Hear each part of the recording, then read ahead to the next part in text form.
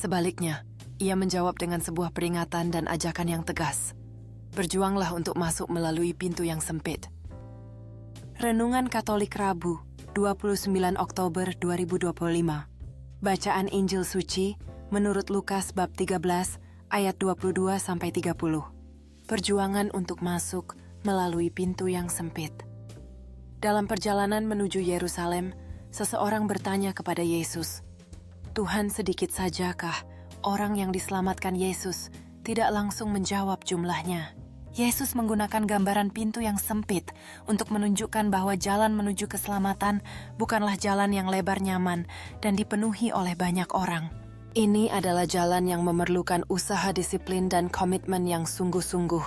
Bukan soal jumlah, melainkan soal kualitas iman dan hubungan pribadi kita dengan Dia. Peringatannya sungguh menggetarkan. Aku berkata kepadamu, banyak orang akan berusaha untuk masuk, tetapi tidak akan dapat. Mereka yang mengetuk pintu dan berkata, "Tuhan, bukalah pintu bagi kami," adalah orang-orang yang merasa kenal dengan Yesus. Mereka mungkin pernah makan dan minum dalam perjamuannya atau mendengar ajarannya di jalan-jalan.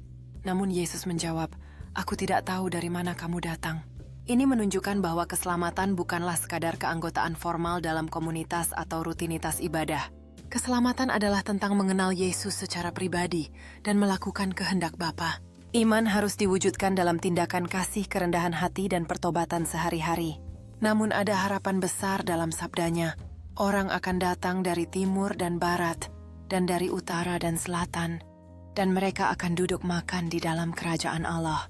Pintu yang sempit itu terbuka bagi semua orang dari segala bangsa dan suku asalkan mereka berjuang dengan sungguh-sungguh untuk masuk melalui Dia.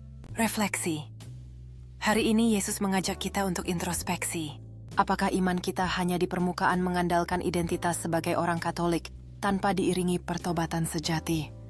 Ataukah kita aktif berjuang untuk masuk pintu sempit dengan menyangkal diri memikul salib dan mengasihi sesama? Jangan sampai kita hanya mengaku kenal Tuhan, tetapi hidup kita jauh darinya. Marilah kita berjuang setiap hari dengan setia, agar ketika pemimpin rumah tangga bangkit dan menutup pintu kita, didapati layak untuk masuk dan bersukacita dalam kerajaan-Nya. Marilah kita berdoa, Tuhan Yesus, kuatkanlah aku untuk berjuang masuk melalui pintu yang sempit. Bimbinglah aku agar tidak hanya mengenal Engkau dari kata-kata, tetapi melalui hidup yang Kau ubah oleh kasih-Mu. Jadikanlah imanku hidup dan nyata dalam setiap perbuatanku.